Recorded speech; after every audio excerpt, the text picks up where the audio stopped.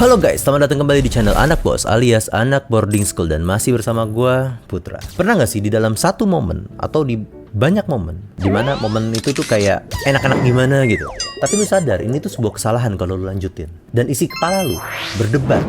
Suara satu bilang, udah sikat aja bro, kapan lagi, mumpung sepi, enak.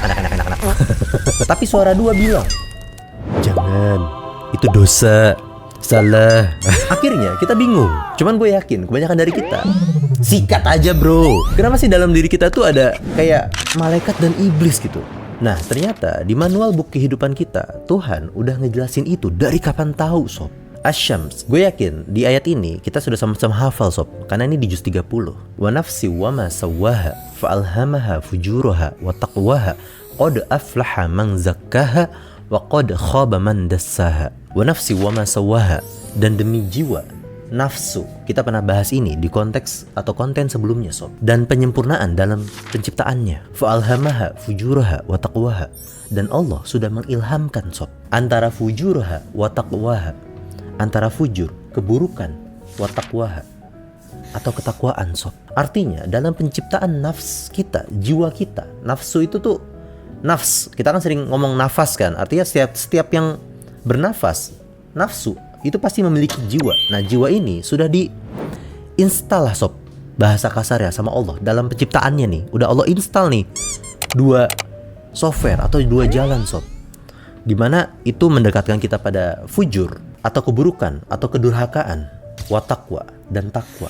Ayat selanjutnya, qad aflaha, sungguh beruntung, man zakkaha, dari kata zakat. Kita sama-sama tahu sob, zakat itu kan tujuannya mensucikan kan. Makanya kita sering tuh zakat harta, mensucikan harta. Nah, di sini disebutin qad aflaha man zakkaha, sungguh beruntung orang yang mensucikan. Haknya ini kemana? Ke nafsu tadi, mensucikan nafsunya. Wa qad khaba, dan sungguh merugi, man dassaha, orang yang mengotorinya. Maksudnya mengotori nafsunya sob. Jadi nafsu ini gak cuma tentang identik sama wah nafsuan lu. Kayaknya nafsu itu identik sama selalu hal-hal yang buruk gitu. Padahal udah jelas banget bahwa di dalam nafs ini ada dua potensi yang Allah berikan, yaitu jalan fujur dan jalan takwa, jalan durhaka dan jalan ketakwaan. Nah di sini gimana kalau kita coba analogiin sob? Kita pakai analogi kuda liar.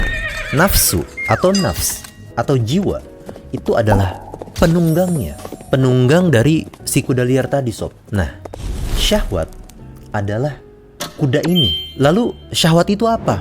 Syahwat itu hasrat atau keinginan sob. Nah kuda ini dia punya tenaga yang luar biasa, energi yang dahsyat. Sekali lagi, kuda ini gak jahat, cuman liar dan penuh energi sob. Jadi syahwat ini atau hasrat kita, keinginan kita itu ibarat kuda yang liar tadi sob. Fujur dan takwa itu adalah dua jalan yang ingin kita tuju dengan kuda ini. Jadi si penunggang ini dengan kuda liarnya itu di depan ada dua jalan sob yang lagi dituju, antara fujur dan jalan takwa. Fujur itu ibarat jurang sob, lalu takwa itu ibarat puncak kemuliaan. Sedangkan iman dan akal itu adalah tali sob untuk menunggang kuda tadi. Nah apa hubungannya dengan tiga tingkatan nafsu yang pernah kita bahas di konten sebelumnya? Nafsu amaratu bisu ini adalah ibarat penunggang pemula sob, masih newbie, masih noob. Ini ibarat dia nggak mau pegang tali kekang, dia nggak mau pakai akal, nggak mau pakai iman. Wah ibarat dia lepas kendali. Wah dibiarin aja tuh kudanya tuh jungkir balik kemana-mana, dibawa kemana terserah. Ujung-ujungnya fujur, jatuhlah dia ke jurang. Nah nafsu lawamah yang kemarin kita bahas sob, nah itu posisinya ada di mana? Ini ibarat si penunggang sedang berusaha menjinakkan kuda liar tadi sob dengan tali itu. Dia sadar kudanya liar, makanya dia pegang erat tali kemudinya. Dia pelajari betul cara mengendalikan si kuda ini sob. Kadang dia berhasil ngendaliin kudanya, kadang ya terjatuh juga, tapi seenggaknya nggak sampai ke jurang lah, minimal jatuh-jatuh lucu.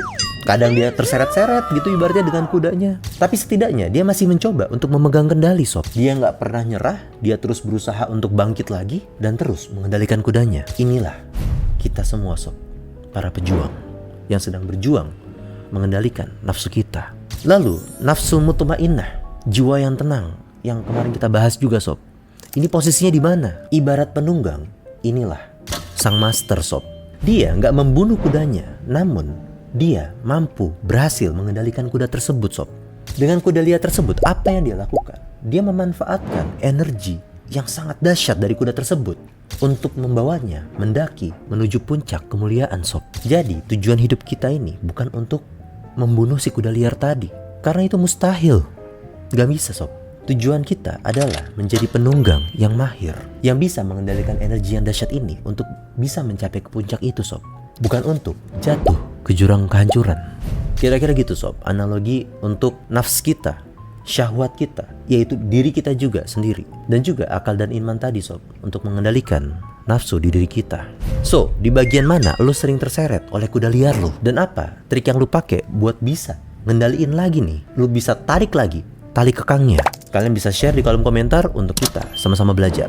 Dan sekali lagi, kalau ada kata-kata yang salah, gue mohon maaf. Karena kebenaran hanya milik yang maha benar. Gue anak bos, undur diri, ciao.